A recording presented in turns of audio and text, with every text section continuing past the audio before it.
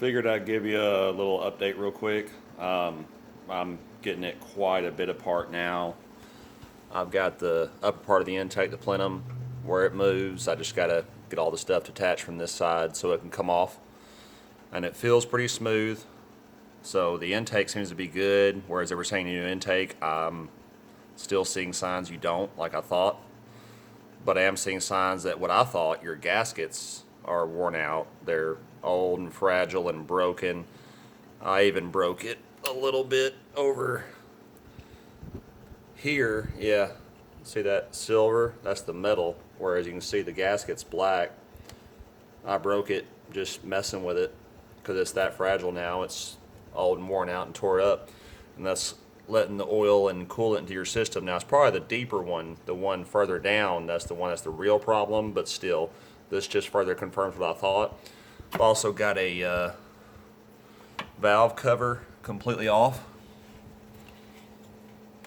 Yep, you can see rocker arms for the valves and everything, and the oil in it looks pretty good, which is another good thing. You know, like I wanted to make sure there wasn't the valve cover gasket problem like mine.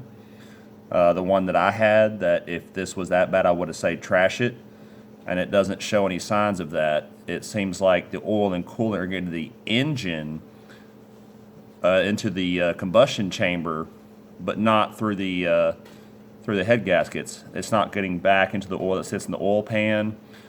Oil in the oil pan looks a little old, but looks good. Oil here looks good. So it just seems like it's coming in through the intake like I thought. So far everything's confirming exactly what I thought. We're making really good progress. In fact, I'm way ahead of schedule because the gasket stuff I had to order won't be here till the 3rd. But I wanted to be ahead of schedule. I want to do all the homework I can and make sure it's taken care of right. And I also found some other things. There's still crap in your cooling system. There's even some crap at the bottom of your coolant tank. I've already taken it off, taken it out of the car. The way they usually do a coolant flush at a shop, they have a machine that just attaches and kind of runs fluid through it real quick and sucks it back up. It'll flush it for the most part, but it won't get everything if the system's bad, if the system is really gross. I've had it done on a car that was just starting to need it, and sure, it got it done in that case, but when the stuff's really building up, it doesn't. When I took your reservoir off, it mostly just threw out universal coolant, like would be expected after a flush, but at the end it started puking out crap. It's because the bottom of it's still full of crap. They didn't actually take it off and wash it, which would be a true flush. They didn't give you a true flush, but most shops won't. They're looking to do something quick and make the money and move on. I'm going to actually take my time. I'm going to wash this out, everything. I'm going to get these gaskets done, all that, and get this thing perfect. And I noticed that too. It looks like somebody's done your valve covers before, which that's all the more reason why I wouldn't have suggested taking them off. We didn't have to.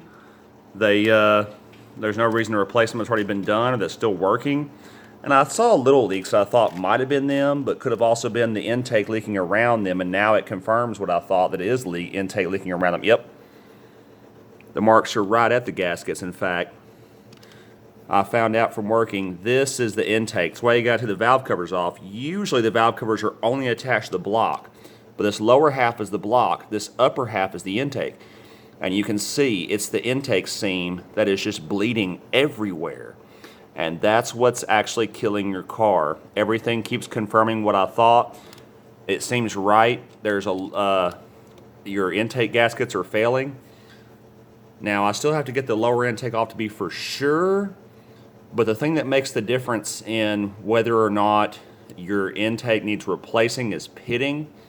And there's even evidence of leaking up here, but I've taken off and felt it, and pitting is when the metal starts warping and developing all kinds of grooves and holes and stuff, and this thing feels perfectly smooth.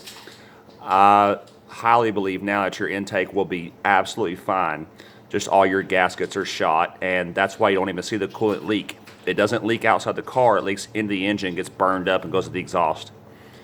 This is what's going on. Your intake has just failed with its seal. It's all busted up, and this gasket confirmed it. It was hard, flat, and crispy, just breaking the second you touched it. That's why it broke off when I touched it. So yeah, I'm feeling even more confident. We're going to get your car fixed, man. It will be expensive. Don't get me wrong. There's a lot to do. I've already done a whole lot today. I call this one surgery. When I say surgery, whole wiring system goes across the whole engine. Had to be pulled off. Connects to like every electrical thing around here. Alternator taken off. So much taken apart. But then again, that's also where I said Chevrolet was screwing you. This stuff wasn't hard. Didn't take me just a whole lot of time. Just a bunch of stuff. But yeah, if you're talking individual job, you're going to charge a little higher because, you know, you're only working that one thing. You want to make some fair money for your time. But also you're not just charging for your huge job, but you're trying to charge for a full job. But when the full job is deep, you don't charge for the full job on other little things. Like, for instance, I'm not going to replace your alternator. I'm going to put the same one back on. So I'm not, not going to charge for an alternator job. I'm not going to charge for a valve cover job because they're expected. I'm going to charge for time, which is the fair thing a shop should do.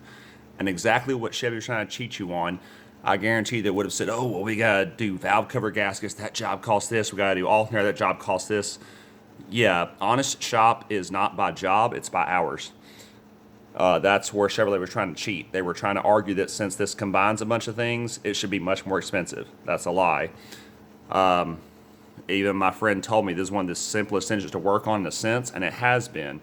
Whereas there is a lot to do because it's so deep. So much of it has made sense. That's why I've been able to progress so well today. Chevrolet was really trying to cheat you.